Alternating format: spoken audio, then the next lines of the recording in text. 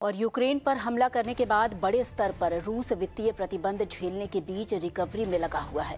अपनी अर्थव्यवस्था को पटरी पर लाने के लिए रूस लगातार प्रयासरत है। रिपोर्ट्स की अगर माने तो रूस अब चीन से सैन्य उपकरण और आर्थिक सहायता की मांग कर रहा है। इससे पहले आपको बता दें कि व्हाइट हाउस ने चेतावनी दी थी कि अगर बीजिंग रूस की मदद करते देखा गया तो उसके लिए उसको गंभीर परिणाम झेलने होंगे। रूस इससे पहले भारत से भी एनर्जी सेक्टर में और ज्यादा निवेश करने के लिए मांग कर चुका है। आज अमेरिकी नेशनल सिक्योरिटी एडवाइजर चीन के टॉप डिप्लोमेट से मिलने वाले भी हैं। और सीधे जुड़ेंगे हमारे साथ मारूफ रजा जी जुड़ रहे हैं, स्ट्रैटेजिक अफेयर्स एक्सपर्ट। मारूफ जी, सीधे तौर पे आपसे सवाल करना चाहूंगी कि एक तरफ ग्लोबल स्तर पर अगर देखें तो जो देश, कई बड़े देश लगातार वो वित्तीय प्रतिबंध जो है वो रूस पर लग रहा है। वित्तीय प्रतिबंध, बड़े बड़े ब्रांड्स हैं जो अपने ऑपरेशन संचालन वहां पर बंद कर चुके हैं।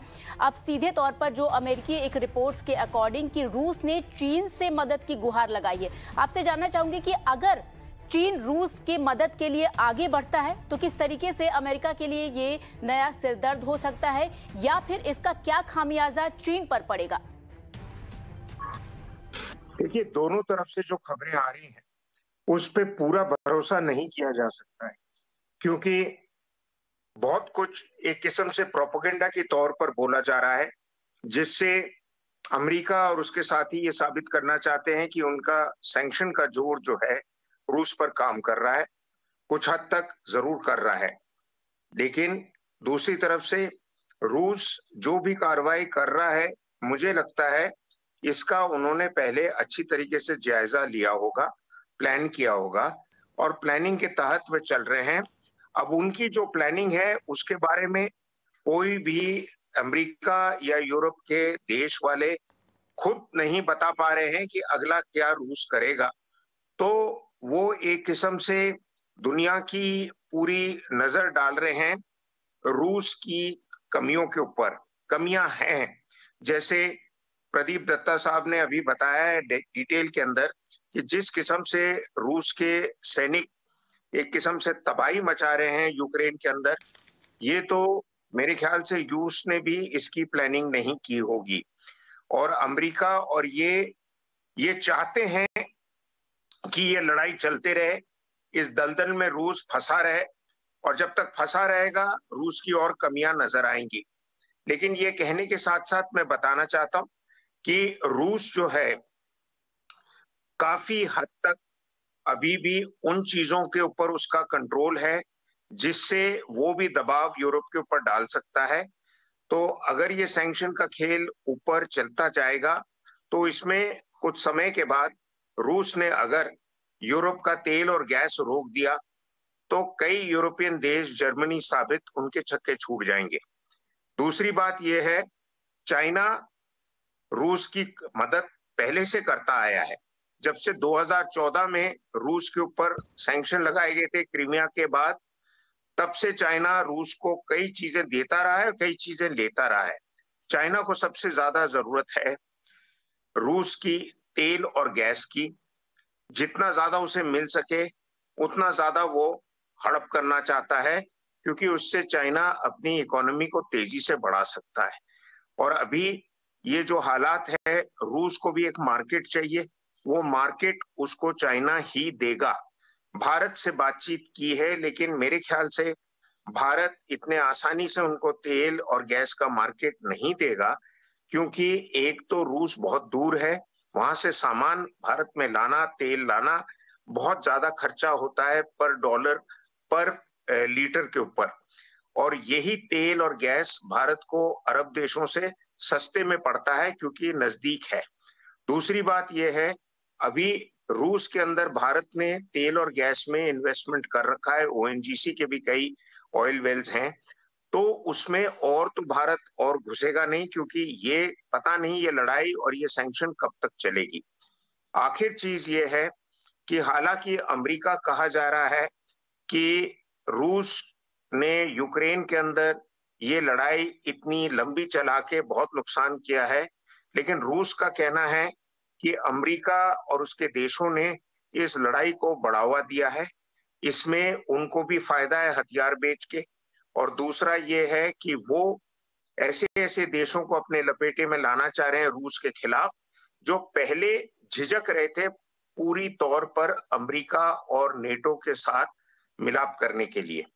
यूक्रेन के अलावा फिनलैंड, स्वीडन भी है, लेकिन अभी यूरोप के अंदर आप देखेंगे कि एक लकीर खिंच जाएगी, जो अमेरिका के साथ है, जो रूस के साथ है।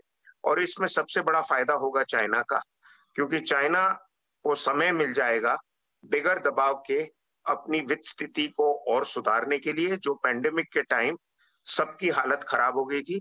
अभी चाइना इस समय को इस्तेमाल करके अपनी इकोनॉमी को और तेजी से बढ़ाएगा। जी जी मारूफ जी, वही मेरा अगला सवाल उसी से संबंधित था कि चीन जो कोविड के समय में आर्थिक रूप से चीन जो कमजोर हुआ और अब उसे ये अपॉर्चुनिटी मिल रही है अगर रूस को वो मदद करता है। लेकिन बड़ा सवाल ये भी है कि जो दोनों देशों के डिप्लोमेट आज मिलेंगे, तो क्या लगता है, क्या अमेरिका के दबाव में या जो बातचीत होगी उसमें चीन पीछे हट जाएगा, या फिर जो कमी वो झेल रहा था कोविड के दौरान उसकी भरपाई करने के लिए वो रूस की मदद के लिए आगे बढ़ेगा?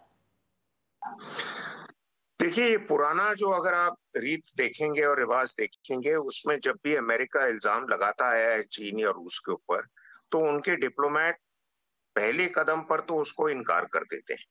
बाद में और उनको सबूत दिया जाए तो धीरे धीरे झिझक के कहीं बात उस लेवल पर पहुंचती है जहां अमेरिका कहता है ये सच्चाई है, लेकिन दूसरे कहते हैं कि ये इल्जाम हमारे पे गलत लगा रहे हैं। ये बात सही है कि अभी भी चाइना को अमेरिका से काफी कुछ लेना देना है, उसी हिसाब से रूस से भी यूरोप को काफी कुछ लेना देना है। अभी जब तक ये रूस पे आप सैंक्शन लगा के रुकावट डालेंगे, इसमें कई एक इंडस्ट्री जो सामान, तकनीकी सामान, हथियारों के लिए, हवाई जहाजों के लिए और ये सब रूस से चाइना में जाता था, वो भी रुक गया है। और रूस ने यूरोप में रोक दिया है। इस हिसाब से यूरोप की प्राइवेट एयर इंडस्ट्री है, वो भी अब चुपचाप बैठी है, क्योंकि उनका काम नहीं आगे बढ़ रहा है, क्योंकि बहुत सी चीजें रूस से आती थी उसके अंदर हवाई जहाजों के लिए। जी अब चाइना मंजूर करेगा या ना मंजूर करेगा, ये तो समय बताएगा, क्योंकि चाइना का बहुत पैसा अमेरिका के अंदर फंसा हुआ है, अमेरिकी मार्केट के अंदर। तो वो अगर अमेरिका ने रोक दिया तो चाइना को बहुत नुकसान होगा। तो कुछ हद तक दिखावे के लिए चाइना हरकत करेगा, लेकिन उन दोनों देश के बीच में जो किस्म की अब जोड़ नजर आ रही है, और उन्होंने जॉइंट स्टेटमेंट भी विंटर ओलंपिक के बाद ऐलान दिया था। अब मेरे हिसाब से दुनिया में दो ग्रुप बन गए हैं। एक चाइना रशिया का ग्रुप, वो छोटा ग्रुप है लेकिन उसमें बहुत दम है, और एक अमेरिका और यूरोप का ग्रुप है, वो बड़ा है, इकोनॉमी है, लेकिन उनके भी बहुत से कमजोरियां हैं जिसका फायदा चाइना और रशिया उठा सकता है। अब ये देखना पड़ेगा कि ये खेल आगे कैसे बढ़ेगा। यूक्रेन में तो लड़ाई उम्मीद कर रहा हूं कि जल्द से जल्द खत्म हो जाए, लेकिन ये जब ही खत्म होगी जब अमेरिका और उसके दोस्त यूक्रेन के सैनिकों का समर्थन रोकेंगे। तो जब तक रुकावट कम हो जाएगी रूसी सेना को, तो फिर वो अपना कब्जे किए हुए ऐलान को लेके ऐलान कर देंगे, हम सीज फायर करने को तैयार जी हैं, क्योंकि जो कुछ हमें चाहिए था मिल गया है। लेकिन जब तक ये प्रॉब्लम ये है कि अमेरिका ने 13 बिलियन का एक अनाउंसमेंट किया है कि वो हथियार यूक्रेन के लिए भेज रहा है। अब वो 13 बिलियन तो अमेरिकी इंडस्ट्री का फायदा होगा, जिस जो हथियार बनाते हैं, क्योंकि वो हथियार बेच बेच के ही फायदा बनाते हैं। दुनिया में जहां जहां आप देखिए लड़ाई इन लोगों ने छेड़ी है, और छेड़ के फायदा अमेरिका की इंडस्ट्री ने बनाया है, चाहे इराक हो, चाहे अफगानिस्तान हो, चाहे उससे पहले सीरिया हो। तो ये इतना सिंपल नहीं है जो ऊपर नजर आता है, इसमें पेंच में पेंच है।